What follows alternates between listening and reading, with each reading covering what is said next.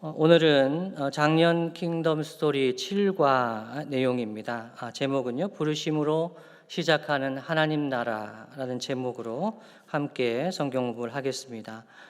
다음 주부터는 주일 오후에 모여서 킹덤 스토리 성경 공부를 하게 됩니다. 주일 저녁 예배는 오늘까지고요. 다음 주에는 주일 오후에 1시 30분에 이곳에서 모여서 주일 오후 예배 겸 그 작년 킹덤 스토리 공부를 하겠습니다. 그래서 2부 예배 마친 후에 교역자실에서 김밥과 간단한 음료수를 나누어 드릴 예정입니다. 그래서 학부모님들, 교사 선생님들, 그리고 부모님들, 이 작년 킹덤 스토리 작년 성도들은 다 참석하셔서 그때 함께 공부하시면 좋겠습니다. 시작하겠습니다. 책을 아직 구입하지 않으신 분들은 이 책을 가지고 보시면 많은 도움이 되겠습니다. 부르심으로 시작하는 하나님 나라. 내려가나요? 올라가나요? 쭉. 되고 있습니까? 네. 지난주 떠올리기. 지난주에 배우신 거 잘 기억이 안 나는 게 정상이시지요. 우리는 많은 것을 배우고 많은 정보 속에 살아가고 있기 때문에, 그래서 항상 우리 아이들하고 이야기할 때도 지난주에 뭘 배웠지? 라고 물어보는 게 많이 도움이 됩니다. 그러니까 이 대화, 이 작년 킹덤 스토리를 공부하실 때는 나는 다 아는 건데 이걸 또 하는가 이렇게 생각하시면은 유익이 반감됩니다. 이거를 배우고 공부하고 아이들을 만나서 꼭 우리 자녀가 아니더라도 교회에서 지나가다가 아이들한테 얼마든지 물어볼 수 있습니다. 예, 이 지난주에 뭘 배웠는가 아이들한테 물어보면 아이들 생각합니다. 준비하지요. 다음에 또 물어봐 주기를 바랍니다. 지난 시간에는 하나님 없는 세상을 만들려는 인간의 계획, 바벨탑을 쌓는 인간의 그 계획과 노력, 얼마나 부질없는가, 하나님을 대적하는 그 모습에 대해서 이야기하고, 그렇지만은 하나님은 그럼에도 불구하고 하나님 나라를 확장해 가신다는 것을 배웠습니다. 오늘의 핵심은 무엇이냐면요, 함께 한번 읽어볼까요? 시작. 하나님 나라의 완성을 위해 하나님의 백성을 부르신다는 것입니다. 예, 중심되는 단어는 하나님 나라, 오늘 또 하나님의 백성, 하나님 백성을 부르시는 것이 핵심이 되겠습니다. 잠시 이 창세기 1장부터 11장 지난 부분을 한번 되돌아보며 생각해 보면요, 실패한 이야기들이 많습니다. 아담과 하와가 범죄했지요. 에덴 동산에서 쫓겨났습니다. 가인은 동생 아벨을 죽이고 하나님을 떠나서 방황합니다. 그리고 사람들의 죄악 때문에 홍수 심판이 일어나지요. 또 바벨 그렇게 해서 구원해 주셨는데도 불구하고 사람들은 또 하나님을 떠나서 자기의 이름을 내려고 바벨탑을 쌓으면서 반역하여 온 세상으로 흩어지게 됩니다. 실패와 상실의 역사라고 규정할 수가 있겠습니다. 그렇다면 여러분, 하나님 나라는 실패했을까요? 신구약의 말씀의 핵심 주제를 하나님 나라라고 생각하면서 우리가 3년간 이 킹덤 스토리 공부를 하는데요, 하나님께서 이 땅에 하나님의 나라를 건설하시기를 원하시는데, 이 하나님 나라에 대해서 저항이 심하고 실패와 상실의 역사가 반복이 됩니다. 그렇다면 하나님 나라는 실패했을까요? 여러분, 하나님 나라는 한 사람을 부르심으로 다시 드러납니다. 이것이 창세기 12장부터 시작되는 아브라함을 통해서 아브라함을 부르시는 것으로 하나님 나라가 어떻게 세워지고 확장되어 갈 것인가 하는 것을 보여주고 있습니다. 그래서 하나님 나라는 한 사람을 부르심으로 드러난다. 이것이 오늘 내용의 핵심이라고 보시면 되겠습니다.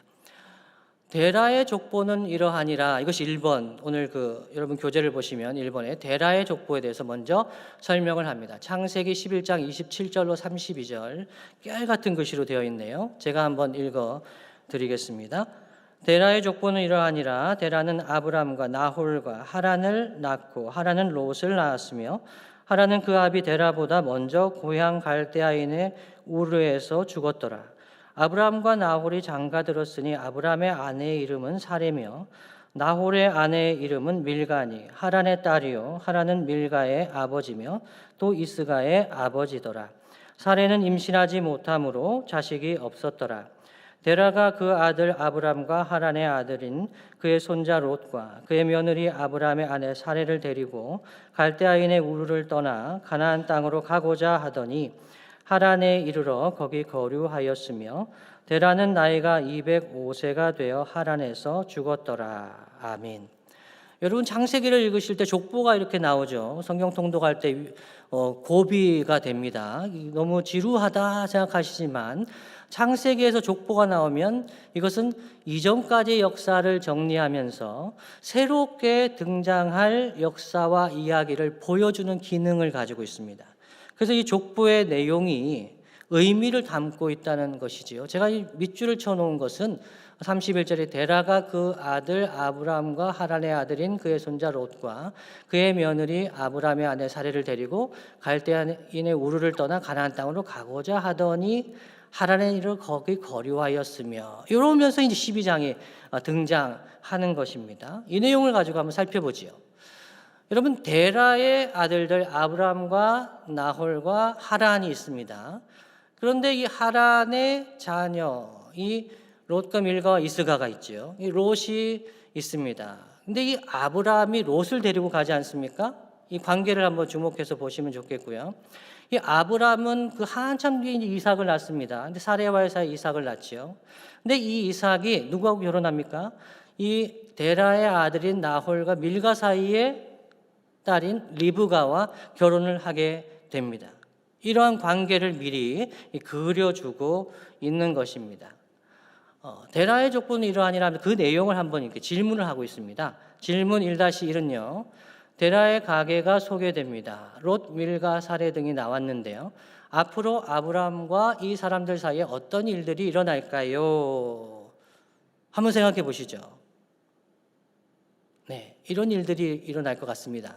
이거는 제가 적은 건데요. 롯, 상속 후보 1순위입니다.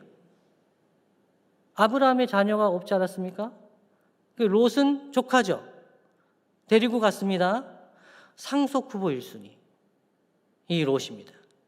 밀가의 딸, 밀가가 나오는데요. 이 롯, 밀가가 나오는데 이 밀가의 딸 리브가가 이삭의 아내가 되지요. 이 족보는 이 뒤에 있어질 일들을 어느 정도 보여주고 있습니다. 그리고 사례가 나오는데요. 배우자예요. 근데 1-2 질문에 나오기 때문에 제가 간단하게만 했습니다. 1-2 질문 한번 읽어보시죠. 아브람의 아내 사례에게 어떤 문제가 있었습니까? 여러분, 요즘에 이런 질문은 굉장히 위험합니다. 자녀가 없다고 해서 꼭 이 아내의 문제라고 볼 수는 없는 거 아니겠습니까? 근데 그 당시에는 또 성경은 이 사례에게 문제가 있었다, 이 얘기를 하는 것이죠. 지금은 굉장히 위험한 이야기지요. 그 사실은 이후 하나님의 아브라함에게 주신 하늘의 별과 같은 자손을 주시겠다는 약속과 어떤 관계가 있나요? 여러분, 하나님의 약속, 뒤에 나타난 하나님의 약속은 이 아브라함에게 그 자손을 하늘의 별과 같이 많은 자손을 주시겠다, 이렇게 얘기하신 거예요. 그런데 현실은 어떻습니까? 그의 아내는요, 사례는 아이를 낳지 못해요. 이거 어떤 관계가 있을까요? 심각한 관계가 있죠. 임신하지 못하여 자식이 없었으며 약속 성취의 과정에 잠재적인 갈등 요인입니다.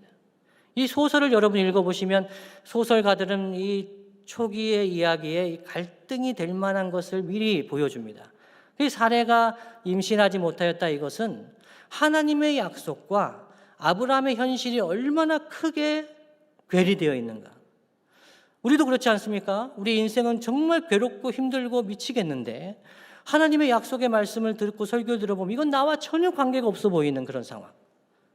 그거보다 이 아브라함에게, 자식이 없는 아브라함에게 너의 자손을 하늘의 별과 같은 자손을 주시겠다, 이렇게 이야기하시는 것은 믿을 수가 없는 이야기라는 것이죠. 그래서 이 족보의 사례에 관한 내용은 잠재적인 갈등 요인을 제공합니다.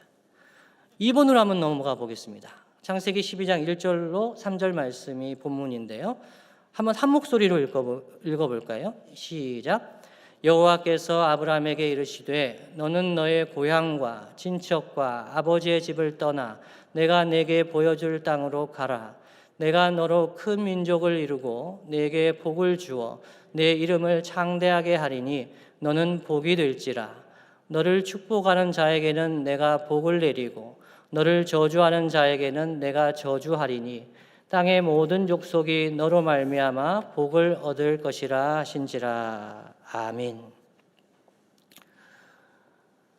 여러분, 하나님이 아브라함을 부르시다. 이것이 두 번째 소제목이 되겠습니다. 이 아브라함을 부르신 것은 사실 아브라함 개인을 구원하시는 의미만 담겨 있는 게 아닙니다. 아브라함 개인을 부르시는 것은 실패한 인류를 구원하여 대속하여. 여러분, 구속 이런 얘기 들으시면 감옥에 구속되고 이렇게 생각하는 분은 여기는 안 계시죠? 그렇지만 우리 아이들은 그렇게 생각할 수가 있는 거죠. 구속이라 그러면 구원하시고 대속하신다는 그 의미를 다 가지고 있다고 보시면 쉽겠습니다. 구원하시고 대속한다. 이런 하나님의 구속의 역사, 하나님 나라를 이 아브라함을 통해서 하나님 나라를 세우시는 것, 이것이 하나님의 방법이었다는 겁니다. 그냥 큰 민족 그냥 일으키셔가지고 하나님 나라 멋있게 세우시면 될 텐데, 하나님이 이 인류 가운데 하나님 나라를 일으키시는 역사의 방법이 무엇이었냐면 한 사람을 부르는 것이었다는 것이죠. 이 아브라함이 열방을 향한 복의 통로가 되어 그를 통하여 온 땅의 백성을 복주시는 것이 하나님의, 이 아브라함을 부르신 하나님의 목적입니다. 그래서 개인을 부르신 것이 개인의 구원의 의미만 있는 것이 아니라 하나님의 구원의 역사, 하나님의 구속의 역사 속에서 의미도 있다는 거예요. 예를 들면 이거죠. 저를 부르신 것은 저 개인을 부르시는 것뿐만 아니라 저를 통해서 제 가족이, 제 주변에 있는 사람이, 제가 가는 곳에 하나님의 구원의 역사가 나타나기를 원하신 하나님의 계획이 있다라는 것입니다. 이것은 아브람만 그런 것이 아니라 아브람을 통해서 이 땅 가운데 나타난 하나님 나라의 백성들에게 주신 공통의 약속이라는 것입니다.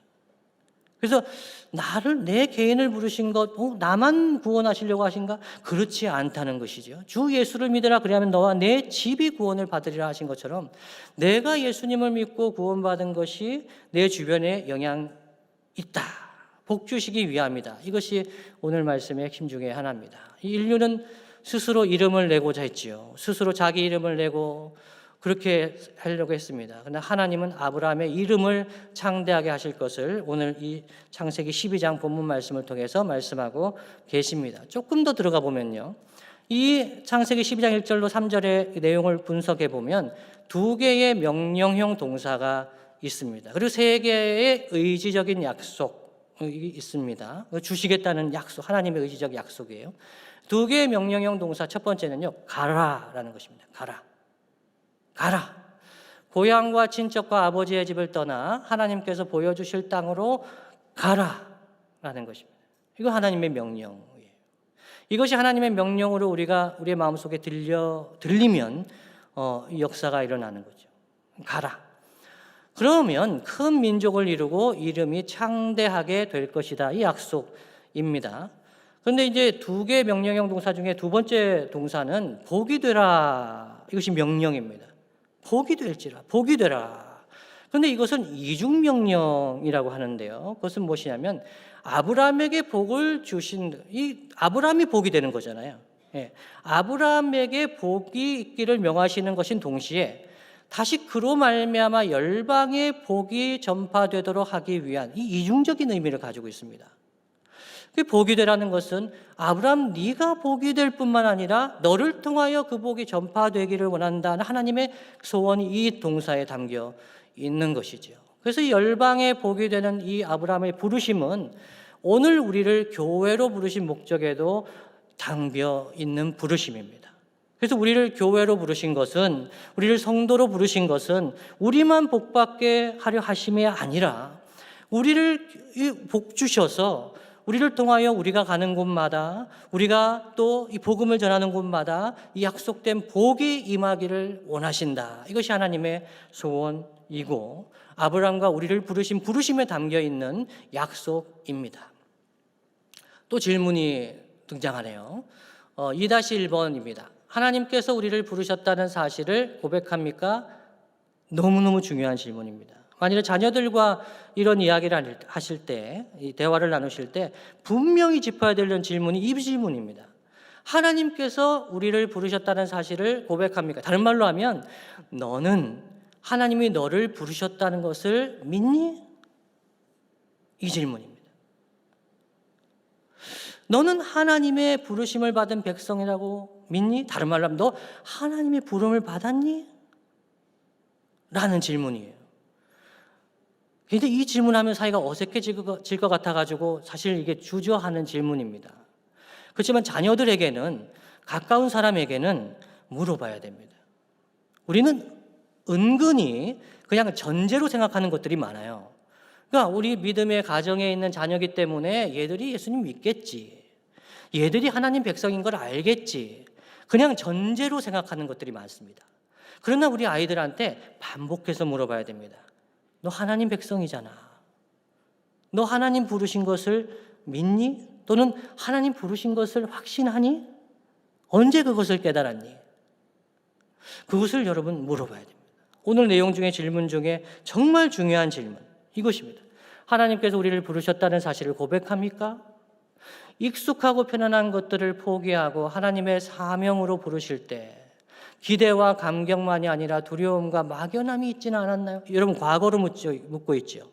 그러니까 우리 청장년들에게 묻고 있는 것은 우리가 예전에 예수님을 구주와 주님으로 영접하고 성도가 되었을 때, 내가 성도구나. 모태신앙인 분들은 내가 모태신앙으로 이렇게 자랐지만 내가 정말 성도구나, 내가 부름 받았구나, 이 깨달을 때를 생각하시면 됩니다. 내가 하나님 백성이구나, 이 부르심을 깨달았을 때 기대와 감격만 있었던 것이 아니라 또 어떤 두려움과 막연함도 있지 않았습니까? 라는 질문이죠. 그래서 그때 혹은 지금 이제 그 부르심을 경험했을 경우 지금이 되겠습니다. 그때 혹은 지금까지 그 마음을 나누어 봅시다라는 것이에요. 이것은 여러분 가정에서나 가까운 분들과 이야기 나눌 수가 있습니다. 이것은 간증입니다. 여러분의 간증이죠. 저는 이렇게 생각해 봤습니다. 이 성도가 되었을 때 포기해야 했던 것들이 무엇이었을까? 그리고 전도의 사명도 가지게 된 것. 저는 그걸 생각했어요. 저는 중학교 1학년 때 예수님을 구주와 주님으로 믿고 정말 행복했습니다. 내가 성도구나. 나는 가난하고 못생기고 공부도 못하고 찌질한 것 같은데 정말 아무것도 제가 내세울 것이 없었는데, 그런데 내가 예수님을 만났다. 내가 하나님의 자녀다. 그것을 제가 깨닫게 되었을 때 정말 세상을 다 얻은 것 같았습니다. 대전 도마동 시장을 다니면서 내가 예수님을 만났어요. 하나님을 만났어요. 이렇게 이야기하면서 돌아다녔습니다. 기대와 감격이 있었습니다. 그런데 동시에 무엇이 있었냐면 두려움과 막연함이 뭐냐면요. 제가 예수님을 믿는다고 하니까 예전에 살던 거하고는 많이 달라지는 거죠. 예전에는 고스톱을 쳐도 아무런 문제가 없었습니다. 그 생활이 일상이잖아요. 일상 섰다 도리지구땡을 해도 아무 문제가 없고 그냥 도리어 그냥 응원하고 그들과 함께 기쁨을 누리며 이렇게 살았는데, 제가 예수님을 믿는다고 하니까 학교에 가서도 달라지고, 예수 믿는 학생이 고스톱을 칠 수 있는가 면밀히 연구하고 검색해 봤는데 안 되더라고요. 이건 아니구나. 예수님을 믿는 학생인데 내가 술을 먹을 수 있는가? 안 되죠. 예수님을 믿는 학생, 하나님의 자녀인데 내가 담배는 절대 못 피우겠죠. 여러분, 인생이 달라집니다. 제가 너무너무 놀랐어요. 이 하나님 자녀, 성도, 하나님 백성이라서 좋기는 했는데, 기쁘고 즐거운데, 근데 하나님 백성이 되니까 삶이 쉽지 않습니다. 포기해야 될 게 너무 많은 거예요. 이 재밌는 거, 이런 거, 이게 못하는 거죠. 사람들 욕하는 거, 이게 못하는 겁니다. 예전에는 학교에서 제가 뭐가 문제야, 하면서 은근히 이렇게 욕도 잘하면 여러분 잘 모르시죠? 여기 앉아 계신 분들은 다들 이게 신앙생활 오래 하셨기 때문에 욕만 잘해도 인정받는다는 거 잘 모르실 거예요. 근데 세상의 백성들은 욕만 잘해도 인정받습니다. 인기 많습니다. 제가 얼굴은 곱상하게 생겼는데 욕을 잘해가 굉장히 인기가 많았어요. 정말 믿지 않으시는군요.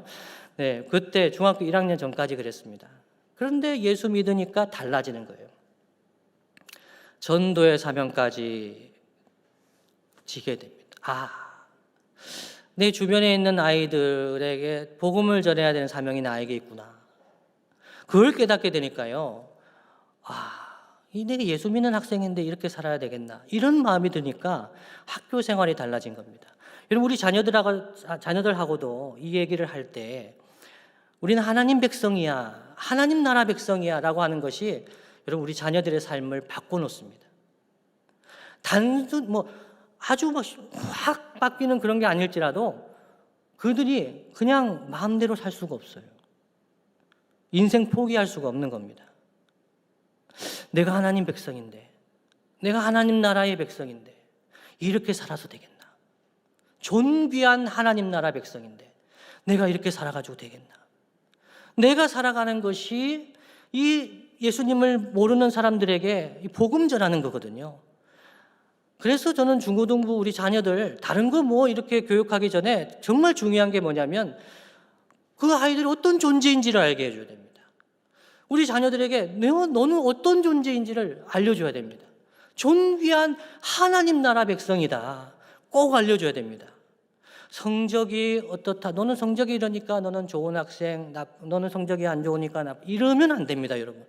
먼저 열심히 공부하라고 할 수는 있지요. 그러나 우선적으로 이야기해 줘야 될 것은 무엇이냐면 너는 정말 존귀한 하나님 백성이다. 부름을 받았다는 거죠. 그러면 아이들은 스스로 무엇을 포기해야 되는지, 무엇을 힘써야 되는지 깨닫게 되고 전도하게 됩니다. 두 번째 질문이죠.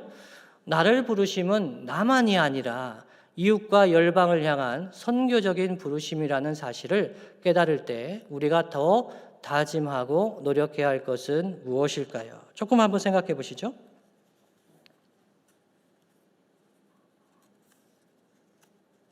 나를 부르신 것은 나만을 부르신 것이 아니라 이웃과 열방을 향한 선교적인 부르심이라는 사실을 깨달을 때 인생이 달라집니다.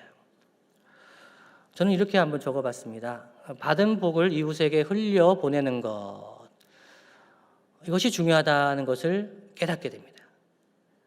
나를 통해서 하나님이 복을 나만 주시는 것이 아니라 흘려보내기를 원하시는구나 하는 것을 깨닫게 되고요. 그리고 이 복이 결국 아브라함에게 주신 복은 세계 열방을 향한 복이 아니겠습니까? 세계 열방이 복을 얻는 것. 결국 내가 여기 살지만, 대전의 만년동에 살지만 선교사님들 위하여 기도하고 후원함으로 선교 사역을 위하여 기도와 후원에 동참함으로 그 복을 세계 열방 가운데 흘려보낼 수가 있겠구나. 이런 적용들을 할 수 있겠습니다. 여러분, 이거 실제로 아주 아이들과 나눠보면, 대화를 하다 보면 이러한 생각이 없는 경우가 많습니다. 자녀들과 대화를 해보면 친구들 사이에 문제가 많습니다. 상처도 많이 받고요. 그리고 남자아이들은 여자아이들로부터 상처도 많이 받고, 여자아이들은 남자아이들 때문에 상처도 받고, 학교 이야기 들어보면 가관입니다. 그리고 어떤 아이들은 찌질하고 왕따 같은 것도 많습니다. 그런 얘기를 들어보면 여러분, 이 기준을 가지고 대화를 나눈다면 어떻게 대화를 이끌어갈 수가 있겠습니까? 받은 복을 이웃에게 흘려보내는 것이 우리의 사명이다.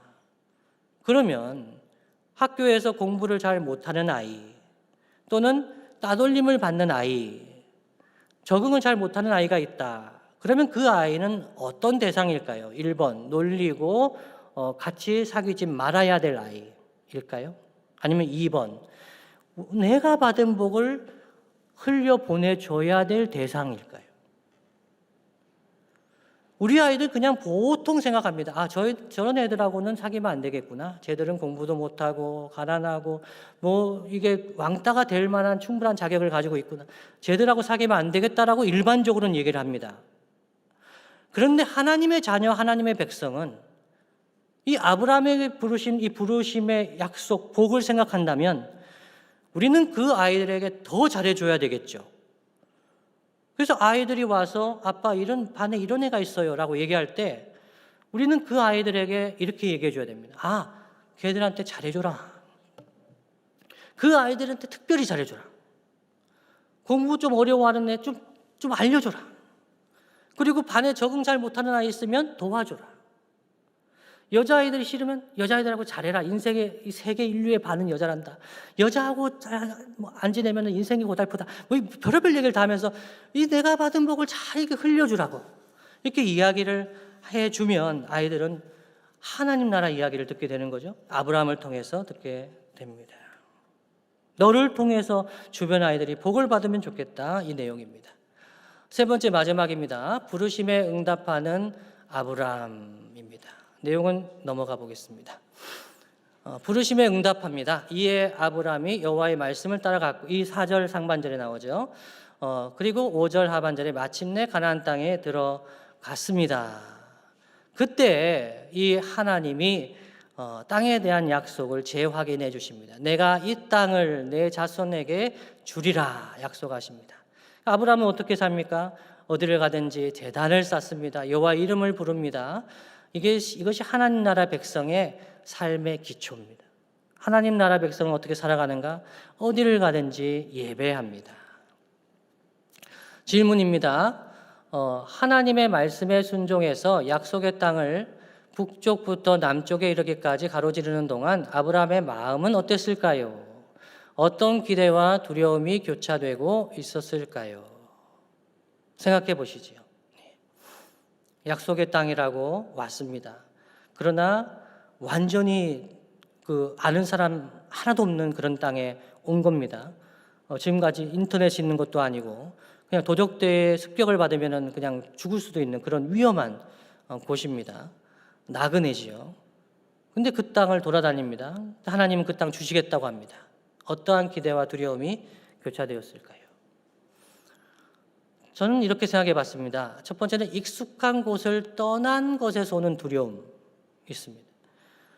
익숙한 곳이 있었잖아요. 근데 그걸 버리고 왔습니다. 하나도 익숙하지가 않은 겁니다. 그리고 새롭게 하나님께서 주실 땅에 대한 기대가 있었겠죠. 어떤 일을 행하실까라는 기대가 있었을 것입니다. 하나님 말씀에 순종하여 살아가는 사람들은 일종의 모험을 하는 것 같습니다. 지금 이 시대에도 하나님 말씀에 순종해서 살려고 하는 분들은 모험을 합니다. 그냥 익숙한 것대로 살아가면 이런 모험은 없습니다. 그런데 하나님 말씀 순종해 보려고 하면 모험이 있습니다. 이 모험이 있으면 스릴도 있고 기대도 있고 그러나 동시에 두려움도 있게 되지요. 두 번째 질문입니다. 다 함께 한번 읽어볼까요? 시작. 아브라함은 자신이 도착하는 곳마다 가장 먼저 하나님을 예배했습니다. 예배는 그의 삶의 근본이요 기초였습니다. 나는 어디에 있든지 하나님의 이름을 부르며 참된 예배자로 살아가고 있습니까? 무거운 질문이네요. 마지막 질문이라서 무거운 것 같습니다. 네, 예배는 우리 하나님 백성의 삶의 근본이요 기초죠. 모르는 분이 여기에는 없으실 것 같은데요. 저는 이렇게 한번 적어봤습니다. 가정에 있든지 학교에 있든지 회사에 있든지 어느 곳이든지 하나님 앞에 예배할 수가 있습니다. 보통 성도들은 그냥 당에 나와서 예배만 해도 좋은 성도입니다. 좋은 성도인데요. 아브라함이 어딜 가든지 이 하나님 앞에 제단을 쌓고 여호와 하나님의 이름을 불렀다. 우리 아이들도 우리도 직장에 가든지 학교에 가든지 어느 곳에 가든지 먼저 기도한다. 이것은 정말 우리 아이들에게 물려줘야 할 귀한 신앙의 유산이라고 생각합니다. 가정에서 예배하는 것 더 강조하지 않겠습니다. 너무나 중요합니다. 가정에서 우리 자녀들과 짧게라도 함께 만났을 때 다 기도하자 라고 이야기해 주는 것, 정말 부모가 해야 될 중요한 영적인 인도입니다. 학교에서는 어떻게 할까요? 시험 칠 때 여러분 기도해야 된다고 꼭 얘기해 줘야 됩니다. 시험 준비할 때도 기도해야 되고요. 시험 칠 때도 기도하자라고 이야기하고요. 또 학교 가서 그날 아침에 기도해라. 식사 시간에 기도하자. 이 이야기 해줘야 됩니다. 하나님 나라 백성 어디 가든지 기도하고 예배하는 것 정말 정말 중요합니다.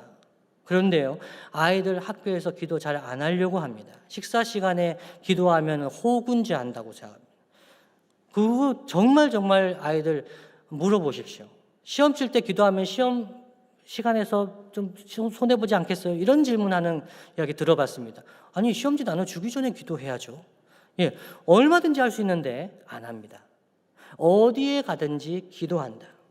여러분, 회사에서는 어떻습니까? 부모가 먼저 이렇게 기도하는 습관이 들면 얼마나 좋겠습니까? 일할 때마다 기도하고, 출근하자마자 기도하고, 중요한 프로젝트가 있을 때 기도하고, 하나님 나라 백성의 기본적인 중요한 모습입니다. 말씀을 정리해 보겠습니다.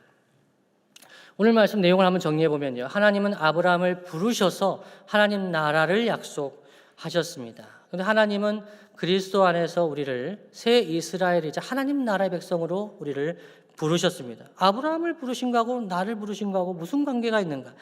우리는 주 예수 그리스도를 믿음으로, 믿음의 조상인 아브라함의 그 믿음과 우리 믿음이 한 믿음.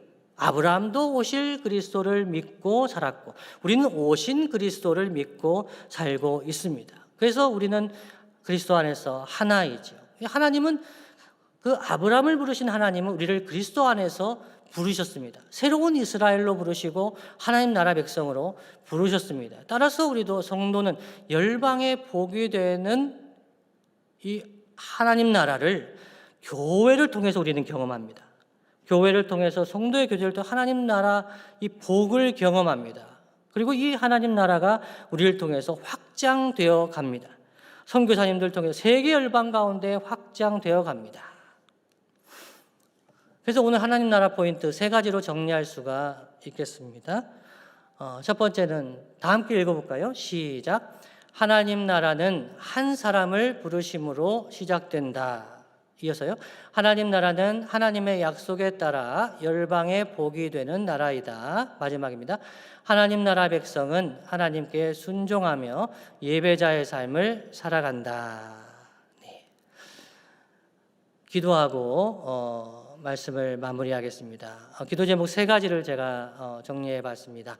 첫 번째는 불확실한 현실 가운데 믿음의 눈으로 약속을 신뢰하고 순종하게 하소서. 우리에게도 아브라함만 부르신 것이 아니라 우리도 하나님께서 부르셨습니다. 성도로 부르시면 우리는 그때부터 기대와 감격이 있는 동시에 두려움도 있습니다. 그러나 그 말씀을 순종하여 살아가면 그 불확실한 현실 가운데서도 하나님의 약속이 있고 복이 있습니다. 그럴 때 우리는 어떻게 살아가야 할까요? 우리가 서 있는 모든 곳에서 예배자의 삶을 살 수 있도록 기도하겠습니다. 마지막으로 나로 인하여 주변의 사람들이 하나님의 복을 받게 하여 주시옵소서. 이 시간에 주변에 있는 사람들을 생각하면서 이 3가지 기도 제목 가지고 다 함께 기도하시겠습니다.